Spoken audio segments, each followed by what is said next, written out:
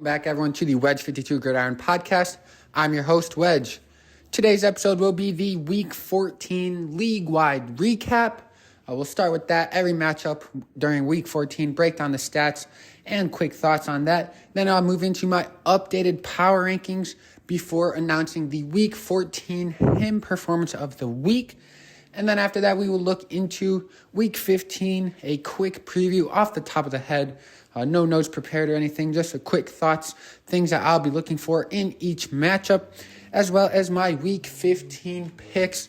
So make sure you guys stay tuned throughout the episode for all of that content coming your way today. Before we jump in, please make sure you press that follow button right here on Spotify, as well as share and rate the podcast.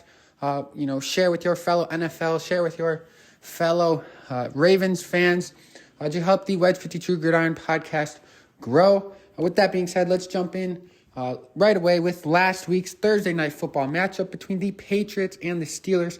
Patriots won that one 21-18. Mitch Trubisky went 22 for 35, 190 yards, 1 touchdown, and 1 interception, as well as 8 rushes for 30 yards and a rushing touchdown. Wide receiver Deontay Johnson, 3 catches for 57 yards and a touchdown.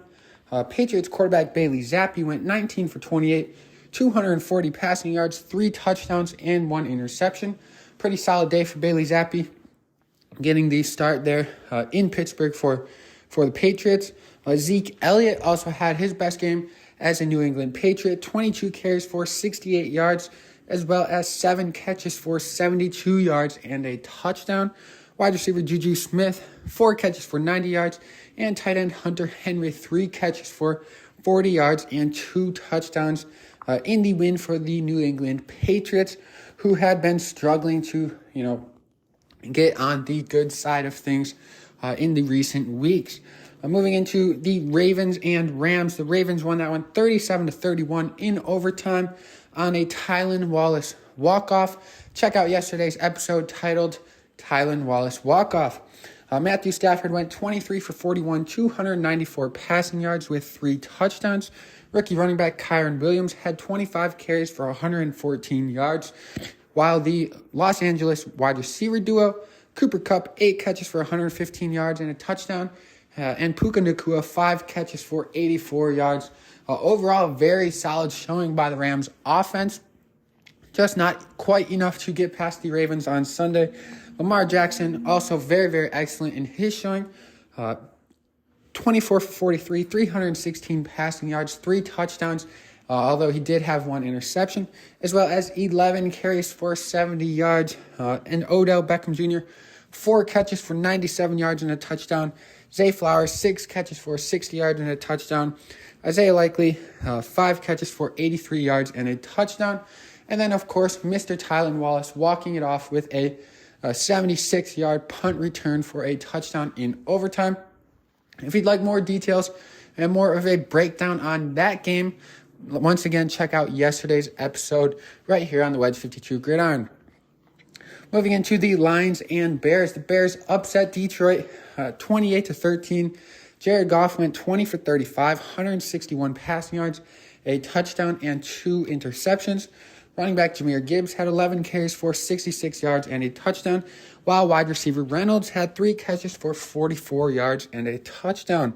Justin Fields in the victory, 19 of 33, 223 passing yards, 1 touchdown, as well as 12 rushes for 58 yards and a rushing touchdown. His favorite target on the season continued in that trend, DJ Moore, 6 catches for 68 yards and a touchdown, as well as getting DJ Moore involved in the rushing game, jet sweep type of energy, end arounds, 3 rushes for 20 yards and a touchdown for him there. And then, Jaquan Brisker, I believe that's his first name, Jaquan Jordan, but Brisker, 17 tackles on the day for that Chicago defense, leading the way, stopping a very potent Detroit offense in their tracks. Detroit, I'll talk a bit more about them in the Week 15 preview, but they have been a little shaky the past few weeks. They are definitely looking to get back on track. Moving into the Panthers and Saints. Saints won that one 28-6. Quarterback Bryce Young could not hit the side of a barn. He went 13 for 36, 137 yards, no touchdowns, no interceptions. Running back Chuba Hubbard, 23 carries for 87 yards. Wide receiver Adam Thielen, 5 catches for 74 yards in the loss. Derek Carr, 18 of 26 passing, 119 yards, 2 touchdowns, and 1 interception. Alvin Kamara, 12 carries for 56 yards and a touchdown. Chris Olave had 4 catches for 28 yards and a touchdown. Saints defensive back Jordan Hoden, 10 tackles, 1 sack, and a forced fumble. A very productive day for him out of that defensive back position in New Orleans, getting the big win over the Panthers, keeping the Saints alive in that divisional race. It's going to come down to the end, I think, between the Saints, Bucs, and Falcons for that division, who I believe those 3 teams just mentioned currently all sit at 6 and 7, I believe. Moving into the Colts and Bengals. Bengals upset the Colts, I would say, 34-14. Gardner Minshew, 26 out of 39, 240 passing yards, a touchdown, and an interception. Michael Pittman, 8 catches for 95 yards. And Zaire Franklin for that defense, 14 tackles on the day. Not enough to stop the Bengals offense, led by Mr. Browning, who went 18 for 24, 275 passing yards, a touchdown, and an interception, as well as 3 rushes for 7 yards and a touchdown. That Bengals offense has looked much better than expected with Browning in there after Joe Burrow was placed on IR with that wrist injury. So definitely surprising me there. Keeping the Bengals alive in the playoff race. They are currently in the hunt. Also for the Bengals, Joe Mixon, 21 carries for 79 yards and a touchdown, as well as 3 catches for 46 yards. Mr. Brown for the Bengals, running back, 3 catches for 80 yards and a touchdown. He is running back. He did not have any rushes, I don't believe, but did have 3 catches for 80 yards and a touchdown. And then T. Higgins had 2 catches for 72 yards. Moving into the Jaguars and the Browns game, came down to a close one in the end, where the Browns won 31-27 against the Jaguars and a hobbled Trevor Lawrence with an ankle injury. He went into the game with an ankle injury, played through it, definitely was not at 100%, was moving around gingerly. But Trevor Lawrence went 28 for 50, 257 passing yards, 3 touchdowns, and 3 interceptions on the day. Travis Etienne, 14 carries for 35 yards and a touchdown. And then Evan Ingram did play very well, 11 catches for 95 yards and 2 touchdowns. Not enough to take down Joe Flacco and the Browns. Joe Flacco's been playing better than any starting quarterback for the Browns this season. Joe Flacco, 26 for 45, 311 passing yards, 3 touchdowns, and an interception. And David Njoku, 6 catches for 91 yards and 2 touchdowns, while Amari Cooper had 7 catches for 77 yards. Defensively, Emerson had 4 tackles and 2 interceptions coming from that defensive backfield for the Cleveland Browns. Browns also alive in the playoff race, after a starting quarterback injury. The AFC North is definitely the best division in the AFC, with 3 teams currently holding a playoff spot, and the 4th one just 1 game back in the hunt. And then moving into the Bucs and Falcons game, another divisional game. These 2 teams fighting for that division, division win for that division title. Most likely, only the division winner out of that division will make the playoffs. I do not think the second place team in the South on the NFC is going to be a playoff holder, but we shall see. In this one, Desmond Ridder went 26 for 40, 347 yards, 1 touchdown, and 1 interception, as well as 4 rushes for 15 yards and a touchdown. Rookie running back Bijan Robinson had 10 carries for 34 yards and a touchdown, as well as 5 catches for 54 yards. And wide receiver Drake London had 10 catches for 172 yards in the loss to the Buccaneers. On the other side of that one, quarterback Baker Mayfield, 14 of 29, 144 passing yards, 2 touchdowns, and no interceptions. Running back Rachaad White was the pretty much the star of the show for that Bucs offense. Last Sunday, 25 carries for 102 yards, as well as 2 catches for 33 yards and a touchdown. And then Chris Godwin had 5 catches for 53 yards. I didn't write it down. I believe Mike Evans only had 1 catch for 8 yards. Definitely his worst showing of the season. In the game following, breaking 1,000-yard season again. So unfortunate to see. But Mike Evans, we know what he can do. He's obviously not going to put up incredible numbers every single week. Moving to the Texans and Jets. The Jets took down the Texans 30-6. This one is an absolute shocker. C.J. Stroud went 10 for 23, just 91 passing yards, no touchdowns, no interceptions. Devin Singletary, 13 carries for 65 yards and a touchdown for the Texans. A rough game for the Texans. First game without Tank Dell. Was he that much of an impactor? He's good. He's a stud. One of the top 3 rookie wide receivers, I would say. But losing by 24 to the Jets, I would not say is all a result of losing Tank Dell. Definitely something they need to, rewatch the tape, figure it out, and move on for the Houston Texans if they are still hoping to make the playoffs, which I think they have a decent shot of. For the Jets, they went back to quarterback Zach Wilson, who played very, very well for Zach Wilson. Good for him. Best game of the season for Zach Wilson. 27 out of 36, 301 passing yards, and 2 touchdowns. His favorite target, receptions-wise, Garrett Wilson, 9 catches for 108 yards. And then Breece Hall had 10 rushes for 40 yards, as well as 8 catches for 86 yards and a touchdown for the Jets in that big-time upset over the Houston Texans. Moving to the 49ers and Seahawks. 49ers took down the Seahawks 28-16. Quarterback Drew Lock got the start after Geno Smith was unable to go with a groin injury. Drew Lock went 22 for 31, 269 yards, 2 touchdowns, and 2 interceptions. Wide receiver Tyler Lockett, 6 catches for 89 yards.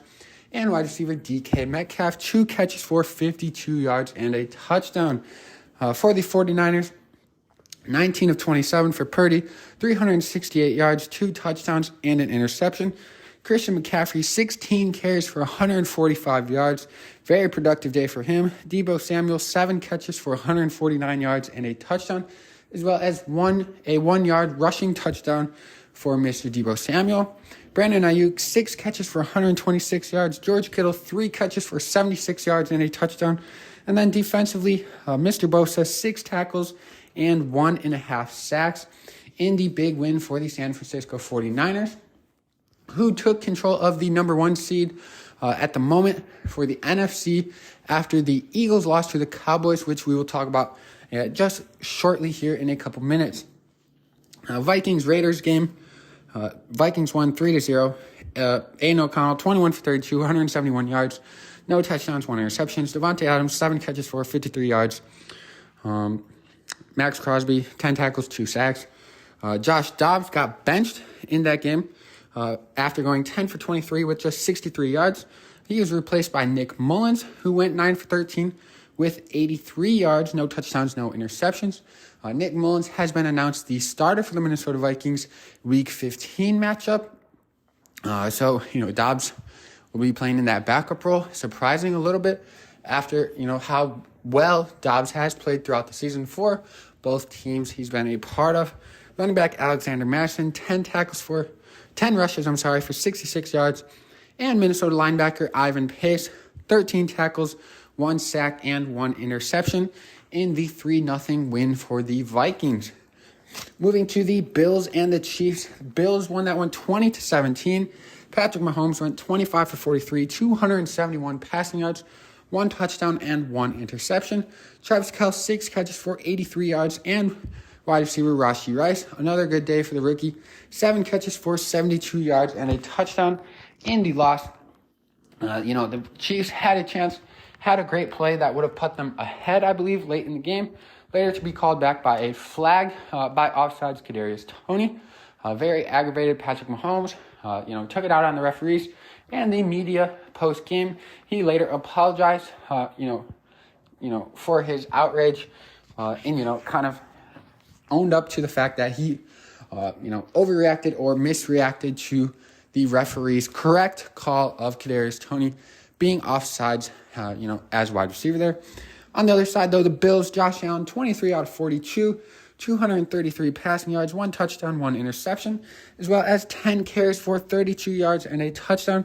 And then Mr. Cook for the Bills kind of did, a lot of work for them offensively. 10 carries for 58 yards, as well as 5 catches for 83 yards and a touchdown in the big victory over the Chiefs. The Bills much needed that victory over the Chiefs. The Bills have a very difficult schedule remaining the rest of the year, as they are still looking for a playoff spot, currently finding themselves in the hunt. Moving to the Broncos and Chargers, Justin Herbert hurt his throwing index finger, had surgery, and has been ruled out for the rest of the season on that. Before he left this game, 9 out of 17, 96 yards, no touchdowns, and 1 interception in the 24-7 loss to the Broncos. Quarterback Easton Stick came in. He went 13 out of 24, 179 passing yards, no touchdowns, no interceptions. Austin Eckler had 10 carries for 51 yards and a touchdown. And then wide receiver Quentin Johnston had 3 catches for 91 yards. On the other side of it, Russell Wilson, 21 out of 33, 224 yards, 2 touchdowns, and an interception. Running back Javonte Williams had 17 carries for 66 yards and a touchdown. Courtland Sutton continued to impress with another very, very nice catch, finishing the day with 3 catches for 62 yards and a touchdown. For that Denver defense, Mr. Singleton, 14 tackles and a sack in the victory over the Chargers. Sunday Night Football was the Cowboys and the Eagles. Cowboys took down the Eagles handedly, 33-13. Jalen Hurts, 18 out of 27, 197 passing yards, no touchdowns, no interceptions, 5 carries for 30 yards. A.J. Brown, 9 catches for 94 yards, as well as Devontae Smith, 5 catches for 73 yards. Defensively, Hassan Reddick, 3 tackles, 2 sacks, and a forced fumble that was scooped up and returned for a touchdown by Jalen Carter. On the Cowboys side of the ball, Dak Prescott, 24 out of 39, 271 passing yards, 2 touchdowns, and no interceptions. Running back Rico Dowdle, 12 carries for 46 yards and a touchdown. Tight end Ferguson, 5 catches for 72 yards. And Mr. CeeDee Lamb, 5 catches for 71 yards and a touchdown in the big-time victory over the Eagles for the Dallas Cowboys. The Cowboys are still alive for that division win. They currently are leading that division. Both the Eagles and Cowboys have the same record. The Cowboys, though, have the head-to-head matchup over the Eagles at the moment here. So definitely going to be a very critical, game between these two opponents in terms of playoff seeding, and who's taking that division, who will be a wild card contender there. And then moving into the Monday Night Football's doubleheader. First one, the Giants took down the Packers 24-22. Jordan Love went 25 for 39, 218 yards, a touchdown and interception. Running back Dillon, 15 carries for 53 yards. And wide receiver Jaden Reed, rookie who's been having a very solid season. 8 catches for 27 yards, as well as 4 rushes for 38 yards and a touchdown this week. Quarterback DeVito for the Giants, 17 out of 21, 158 passing yards and a touchdown for him through the air, as well as 10 rushes for 71 yards. Saquon Barkley did his part in the victory, 20 rushes for 86 yards and 2 touchdowns, as well as 3 catches for 15 yards. And then wide receiver Wan'Dale Robinson, 6 catches for 79 yards in the Giants' victory over the Packers. Moving into the second game of the Monday Night Football doubleheader, the Titans beat the Dolphins 28-27. The Dolphins were up by 14 with just 3 minutes left in the game.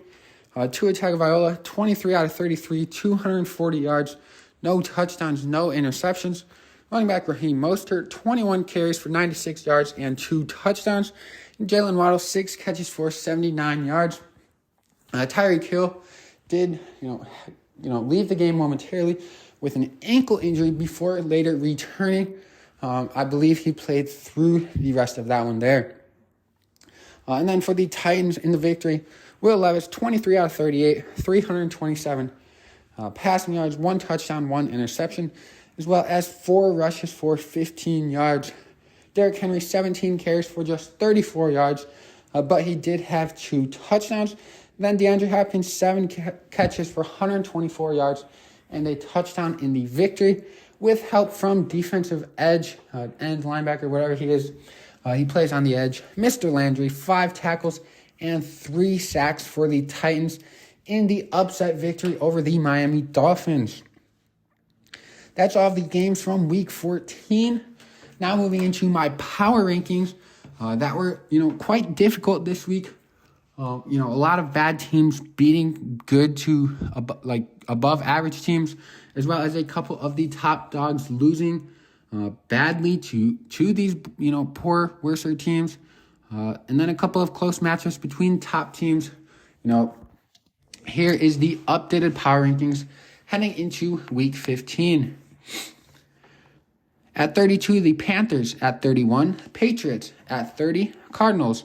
At 29, Giants. At 28, Titans.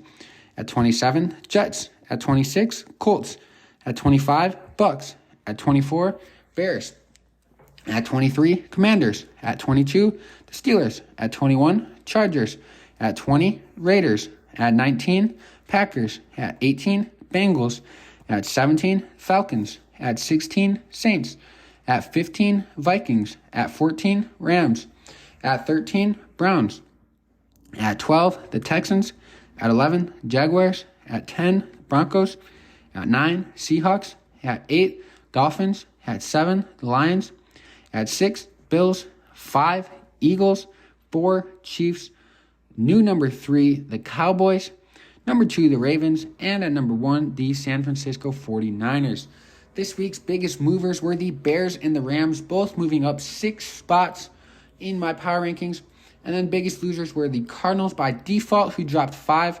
The Cardinals were on a bye, but a couple of teams, Giants, Titans, Jets, taking big victories, kind of jumping up over them there. But then outside the Cardinals, the Texans and the Dolphins both dropped 3 spots in the Wedge 52 Gridiron power rankings. Moving out of the power rankings and into the individual Week 14 Him Performance of the Week. Couple of names, couple of nominees, couple of guys who were in contention for the Week 14 Him Performance of the Week include Jordan Hoden, Drake London, Lamar Jackson, and Deebo Samuel.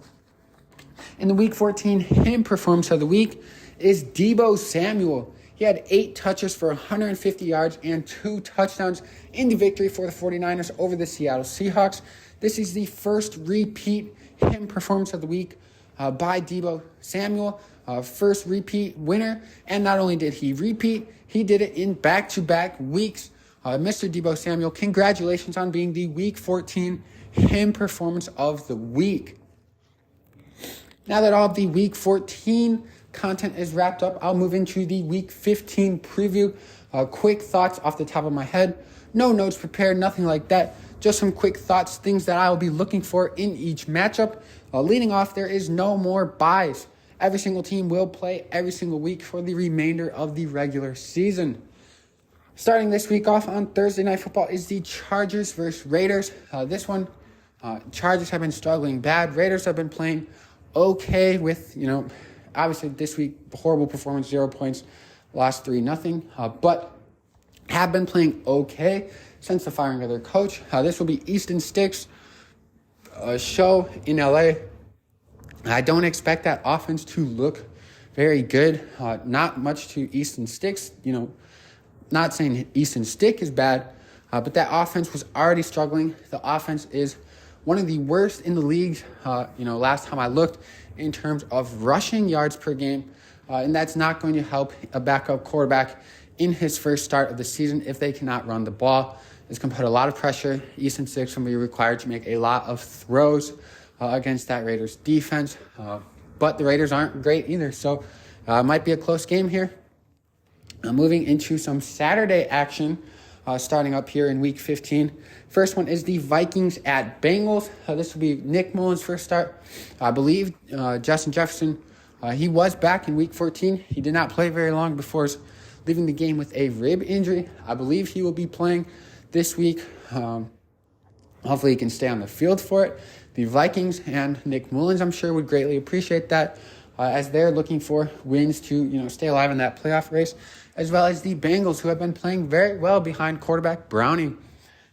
Jake Browning's been pumping that Bengals offense, getting them in the win column more often than not since he's been the starter. Should be a close one between two playoff fringe, in the hunt wild card type of teams. Next one on Saturday is the Steelers at Colts. This one going to be interesting. Again, both teams fighting for a playoff spot. Both teams average, slightly above average maybe. Definitely a good one to watch here. Should be another close one. And then Saturday night football, Broncos at Lions. Denver Broncos have been playing very, very well the past 5 or 6 weeks. And the Detroit Lions have been, struggling the past 3 weeks.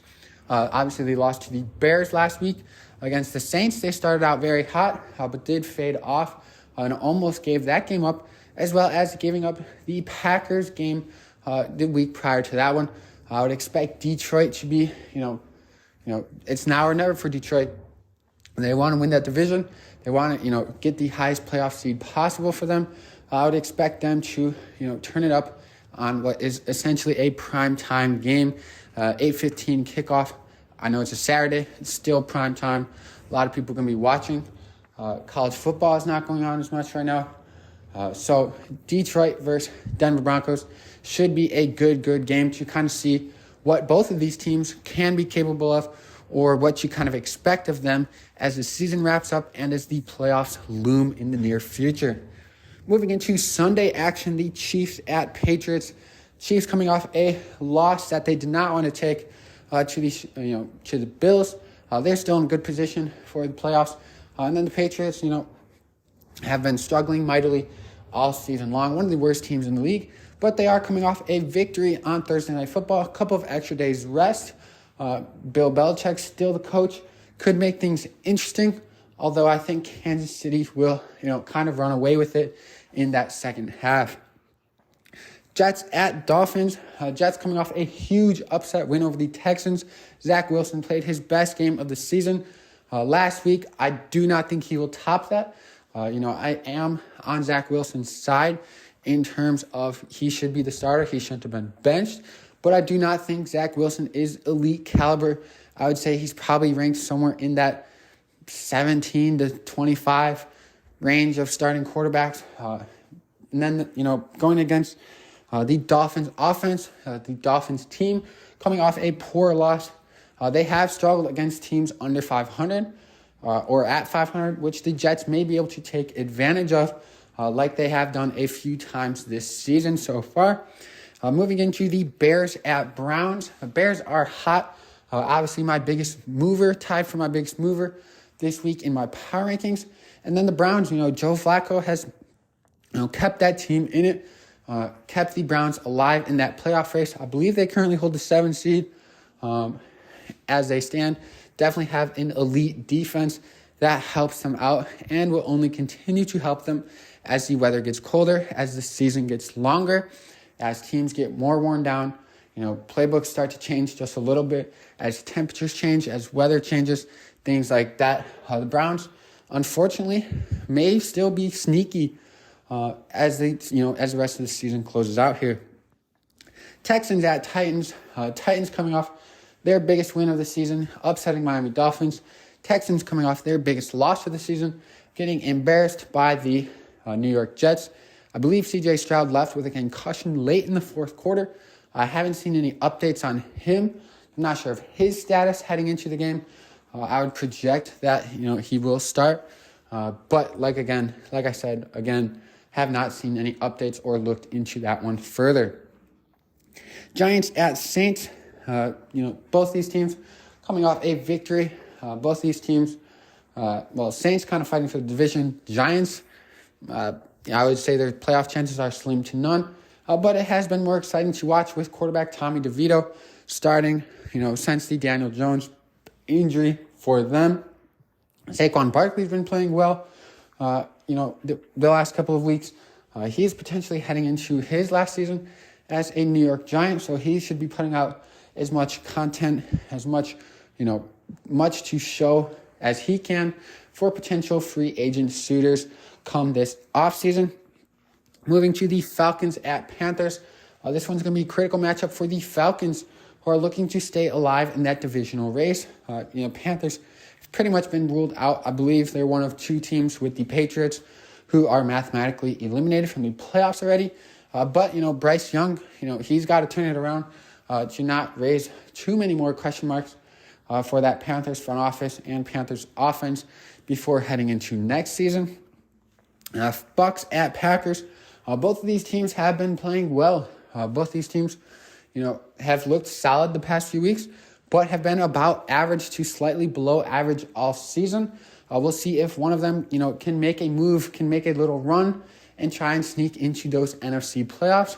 If either of these teams are going to be doing it, it's got to start now. I would say the Buccaneers definitely have a more potent offense. Rachaad White's been playing very good, the past month or two, as well as Mike Evans and Chris Godwin are always a good, 1-2 punch at the wide receiver position.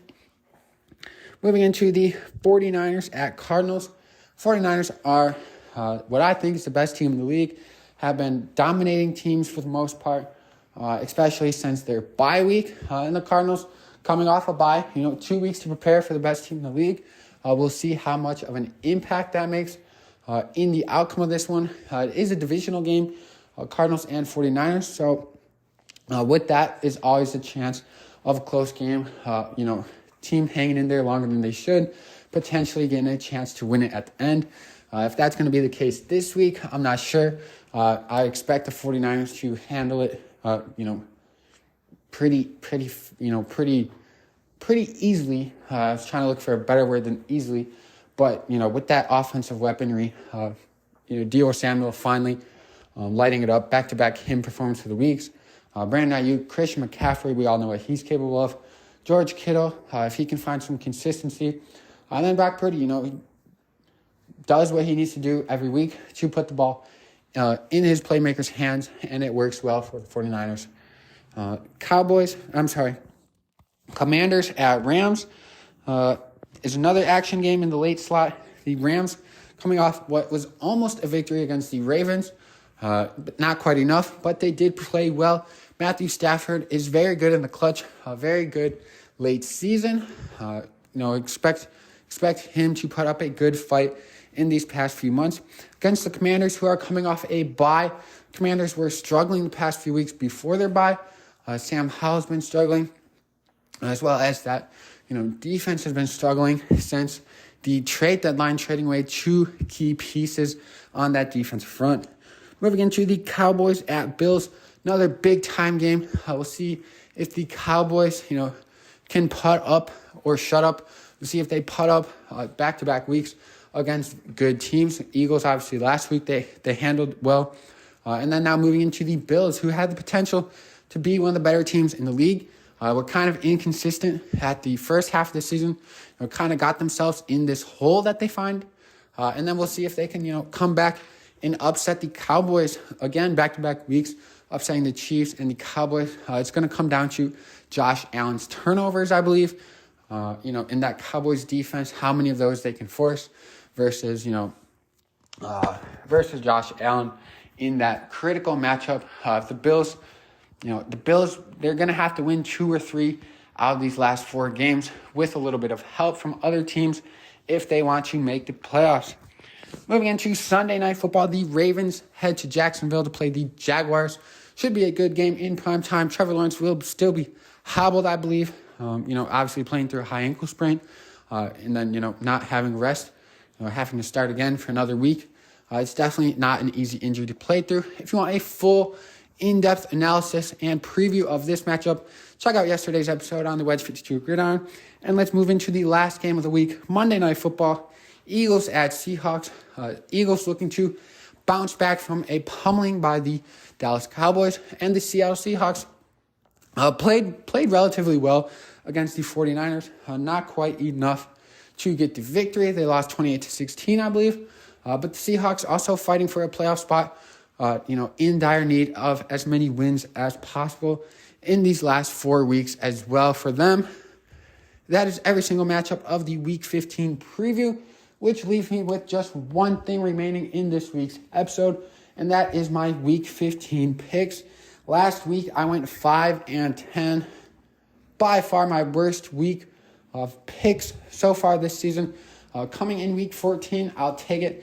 I believe it's the only week I've been under 500. Also, it's already Week 14. I'll take that. My season record is 132-76. Good enough for a .635 win percentage. Here's my Week 15 picks. I'm taking the Raiders over the Chargers, Vikings over the Bengals, Colts over the Steelers, Lions over Broncos, Chiefs over Patriots, Dolphins over Jets, Browns over Bears, Texans over Titans, Saints over Giants, Falcons over Panthers, Bucks over Packers, 49ers over Cardinals, Rams over Commanders, Cowboys over Bills, Ravens over Jags, and Eagles over Seahawks. That's all I have for today's episode of the Wedge 52 Gridiron Podcast. If you guys made it this far, thank you so much for listening. Please share this podcast with your fellow NFL and Baltimore Ravens fans. Let them know you listen to the entire podcast and they should too. Thank you all once again, and go Ravens.